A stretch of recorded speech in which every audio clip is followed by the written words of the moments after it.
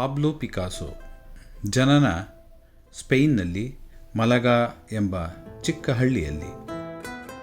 ಇವರ ತಂದೆ ಮ್ಯೂಸಿಯಂನ ಮೇಲ್ವಿಚಾರಕರಾಗಿರ್ತಾರೆ, ಶಾಲಾ ಮಾಸ್ತರಾಗಿರ್ತಾರೆ, ಹಾಗೆಯೇ ಚಿತ್ರಕಲಾವಿದರೂ ಆಗಿರ್ತಾರೆ.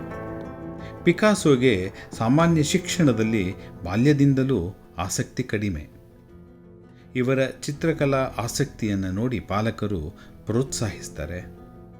ಮೊದಲಿಗೆ ತಂದೆಯ ಮಾರ್ಗದರ್ಶನದಲ್ಲಿ ಚಿತ್ರಕಲಾ ಅಭ್ಯಾಸವನ್ನು ಇವರು ಮಾಡ್ತಾರೆ. ನಂತರ ರಾಯಲ್ ಅಕಾಡೆಮಿ ಆಫ್ ಫರ್ನಾಂಡೋ ಕಾಲೇಜಿಗೆ ಸೇರ್ತಾರೆ. ವಾಸ್ತವಿಕ ಚಿತ್ರರಚನೆಯ ಬಗ್ಗೆ ಆಸಕ್ತರಾದರೂ ವ್ಯಕ್ತಿ ಸ್ವಾತಂತ್ರ್ಯವನ್ನು ಬಯಸ್ತಾರೆ. ಅದು ಇಲ್ಲದ ಕಾರಣ ಕಲಾ ಕಾಲೇಜನ್ನು ಇವರು ಬಿಟ್ಟು ಬಿಡ್ತಾರೆ. 17ನೇ ವಯಸ್ಸಿನಲ್ಲಿ ತನ್ನ ಜವಾಬ್ದಾರಿಯ ತಾನೇ ಹೊತ್ತು ಬೇರೆ ಬೇರೆ ಕಲಾವಿದರೊಂದಿಗೆ ಸ್ಟುಡಿಯೋಗಳಲ್ಲಿ ಭಾಗಿಯಾಗ್ತಾರೆ. ನಂತರ ಪ್ಯಾರಿಸ್ಗೆ ಹೋಗಿ ಎಕ್ಸ್ಪ್ರೆಷನಿಸಮ್ನ ಶೈಲಿಯಲ್ಲಿ ಚಿತ್ರರಚನೆಯನ್ನು ಮಾಡ್ತಾ ಹೋಗ್ತಾರೆ. Claude Monet, Auguste Renoir, Van Gogh, Paul Gauguin ಕೃತಿಗಳಿಂದ ಇವರು ಪ್ರಭಾವಿತರಾಗ್ತಾರೆ. ಪಿಕಾಸೊ ಕೆಲಸವನ್ನು ಬೇರೆ ಬೇರೆ ಅವಧಿಗಳಲ್ಲಿ ವರ್ಗೀಕರಿಸಲಾಗಿದೆ.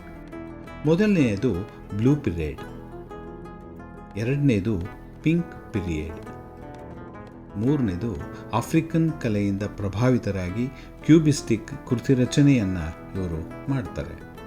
ಪಾಬ್ಲೋ ಪಿಕಾಸೊ ಕ್ಯೂಬಿಸಮ್ ಪಂಥವನ್ನು ಹುಟ್ಟುಹಾಕ್ತಾರೆ. ಇದನ್ನು 3 ಭಾಗವಾಗಿ ವಿಭಾಗಿಸಿದ್ದಾರೆ: primitive cubism, analytical cubism, synthetic ಕ್ಯೂಬಿಸಮ್.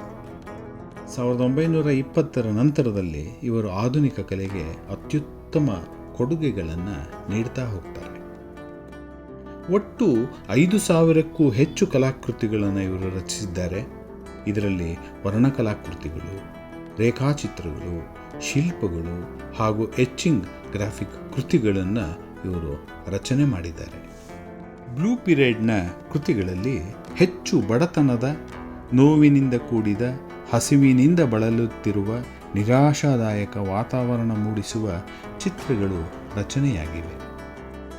ನೀಳವಾದ ಅಂಗಾಂಗಗಳು, ದುಃಖ ತಪ್ತ ಮುಖಗಳು, ಅಸಹಾಯಕತೆಯಿಂದ ಕೈಚಾಚಿ ಕೂತಿರುವ ಮಾನವರನ್ನು, ಹತಾಶೆಯ ಭಾವಗಳನ್ನು ಇವರು ಅನಾವರಣಗೊಳಿಸಿದ್ದಾರೆ. ಈ ಕೃತಿಗಳಲ್ಲಿ ನೀಲಿ ಬಣ್ಣ ತುಂಬ ಪ್ರಮುಖವಾಗಿದೆ. ಇವೆಲ್ಲವೂ ಕೂಡ ಮೋನೋಕ್ರೋಮ್ನಿಂದ ರಚನೆಯಾಗಿದೆ, ಅಂದರೆ ಏಕವರ್ಣ ಚಿತ್ರಕಲಾಕೃತಿಗಳು. ಪಿಂಕ್ ಪಿರಿಯಡ್, ಇವುಗಳನ್ನು ರೋಸ್ ಪಿರಿಯಡ್ ಕಲಾಕೃತಿಗಳೆಂದೂ ಕರೆಯಲಾಗುತ್ತೆ. ಈ ಸರಣಿ ಚಿತ್ರಗಳಲ್ಲಿ ಪಿಂಕ್ ಬಣ್ಣವನ್ನು ಹೆಚ್ಚಾಗಿ ಬಳಸಲಾಗಿದೆ. ಇದರಿಂದ ಚೈತನ್ಯ ಹಾಗೂ ಚಟುವಟಿಕೆಯ ಉತ್ಸಾಹದ ವಾತಾವರಣವನ್ನು ನಾವು ಇವರ ಕಲಾಕೃತಿಗಳಲ್ಲಿ ನೋಡಬಹುದು.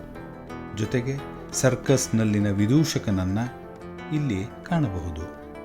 ವಿವಿಧ ಮನಸ್ಥಿತಿಯ ಮಾನವರು ಇಲ್ಲಿ ಸಂಯೋಜಿಸಲಾಗಿದೆ.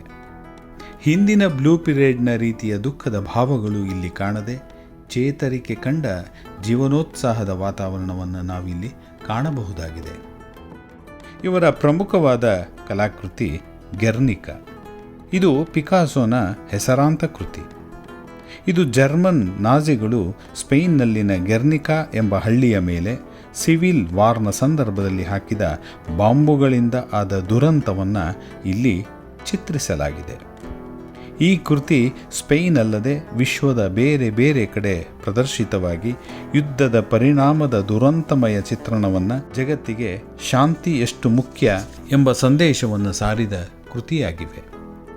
ಇದು 11 ಅಡಿ ಎತ್ತರ, 25 ಅಡಿ ಅಗಲದ ಬೃಹದಾಕಾರದ ಕೃತಿಯಾಗಿವೆ. ಇದು ಕ್ಯಾನ್ವಾಸ್ನ ಮೇಲೆ ಆಯಿಲ್ ಕಲರ್ನಿಂದ ರಚಿತವಾದ ಕೃತಿ.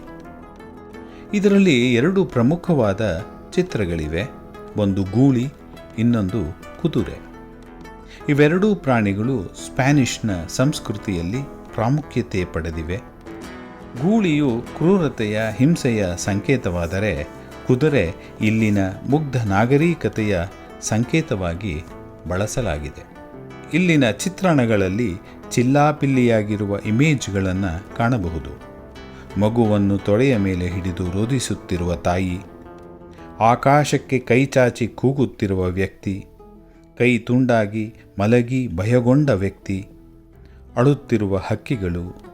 ಈ ಕಗ್ಗತ್ತಲಲ್ಲಿ ಬೆಳಕು ಹಿಡಿದಿರುವ ಕೈ, ದುಃಖ ತಪ್ತ ಮುಖಗಳು, ಕತ್ತಲ ಕೋಣೆಯೊಳಗೆ ಬದುಕಲು ಹೆಣಗುತ್ತಿರುವ ನೋವಿನಿಂದ ಚೀತ್ಕರಿಸುತ್ತಿರುವ ಬೆಳಕ ಬಯಸುವ ಚಿತ್ರಗಳು ಮಾರ್ಮಿಕವಾಗಿ ಮೂಡಿಬಂದಿವೆ. ಕುದುರೆಯ ಬಾಯೊಳಗಿನ ಬಾಂಬು, ಗೂಳಿಯ ಉಗ್ರರೂಪ ಬಹಳ ಪರಿಣಾಮಕಾರಿಯಾಗಿ ಚಿತ್ರಿತವಾಗಿದೆ. ಇಲ್ಲಿ ಸಂಯೋಜನೆ ಕುತೂಹಲಕಾರಿಯಾಗಿದೆ. ಕ್ಯಾನ್ವಾಸ್ ಮಧ್ಯಭಾಗವನ್ನು ಬೃಹದಾಕಾರದ ತ್ರಿಕೋನಾಕಾರದಲ್ಲಿ ಈಜಿಪ್ಟ್ ಸಮಾಧಿ ಪಿರಮಿಡ್ನ ಇದು ನೆನಪಿಸಿದರೆ, ಗೂಳಿ ಗ್ರೀಕ್ನ ಪುರಾಣದ ಭಯಂಕರವಾದ ವ್ಯಕ್ತಿತ್ವ ಹೊಂದಿದ ಮೆಟಡರನ್ನು ನೆನಪಿಸುತ್ತದೆ. ಅತಿ ಹಿಂಸೆಯ ಚಿತ್ರಣದ ಮೂಲಕ ಶಾಂತಿ, ನೆಮ್ಮದಿ ಬೇಕೆನ್ನುವ ಸಂದೇಶ ಇದರಿಂದ ರವಾನೆಯಾಗುತ್ತದೆ. ಈ ಕೃತಿ ಯುದ್ಧ ವಿರೋಧಿ ನೀತಿಯ ಕೃತಿಯಾಗಿ ಪಿಕಾಸೋನ ಪ್ರತಿಭಟನಾ ಕೃತಿ ಎನ್ನಬಹುದು. ಇದು ಕಪ್ಪು ಬಿಳುಪಿನ ಚಿತ್ರವಾಗಿರುವುದರಿಂದ ಚಿತ್ರದ ಸಂದೇಶ ಎಲ್ಲರ ಮನಸ್ಸಿನ ಮೇಲೆ ಗಾಢವಾದ ಪರಿಣಾಮ ಬೀರಿದೆ, ಈಗಲೂ ಬೀರುತ್ತಿದೆ. ವೀಪಿಂಗ್ ವುಮೆನ್, ಅಳುತ್ತಿರುವ ಮಹಿಳೆ.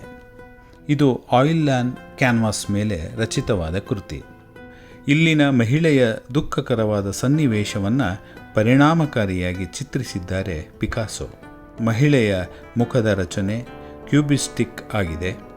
ತನ್ನ ಕೈನಲ್ಲಿರುವ ಕರ್ಚೀಫನ್ನು ಕಚ್ಚಿ ಹಿಡಿದು ತನ್ನ ದುಃಖವನ್ನು ತಡೆ ಹಿಡಿದಿರುವ ರೀತಿ, ಕಣ್ಣುಗಳಿಂದ ಸುರಿಯುತ್ತಿರುವ ಕಣ್ಣೀರ ಹನಿಗಳು, ಭಯಭೀತಿ ಹಾಗೂ ಅತೀವ ದುಃಖದಿಂದ ರೋಧಿಸುತ್ತಿರುವ ಭಾವ ಅತ್ಯಂತ ಪರಿಣಾಮಕಾರಿಯಾಗಿ ಇಲ್ಲಿನ ಮಹಿಳೆಯ ಚಿತ್ರಣವನ್ನು ವಾಸ್ತವಿಕವಾಗಿ ರೂಪಿಸದೆ ಕ್ಯೂಬಿಸಮ್ನಿಂದ ವಿಂಗಡಿಸಿ ಹೊಸ ನೋಟಕ್ಕೆ ದಕ್ಕುವ ಹಾಗೆ ಮಾಡಿ ಆಧುನಿಕ ಕಲೆಗೆ ಅಮೋಘ ಕಾಣಿಕೆ ನೀಡಿದ್ದಾರೆ ಪಾಬ್ಲೋ ಪಿಕಾಸೋ. ಪಾಬ್ಲೋ ಪಿಕಾಸೋ ಸಾಯುವವರೆಗೆ ಕೃತಿ ರಚಿಸಿ ದೃಶ್ಯಕಲೆಗೆ ಅನನ್ಯತೆಯನ್ನು ತಂದಿದ್ದಾರೆ. ಜಗತ್ತಿನ ಅತ್ಯಂತ ಜನಪ್ರಿಯ ಹೆಸರಾಂತ ಕಲಾವಿದರಾಗಿ ಚಿರಸ್ಥಾಯಿಯಾಗಿ ಎಲ್ಲರ ಮನಸ್ಸಿನಲ್ಲಿ ಉಳಿದಿದ್ದಾರೆ.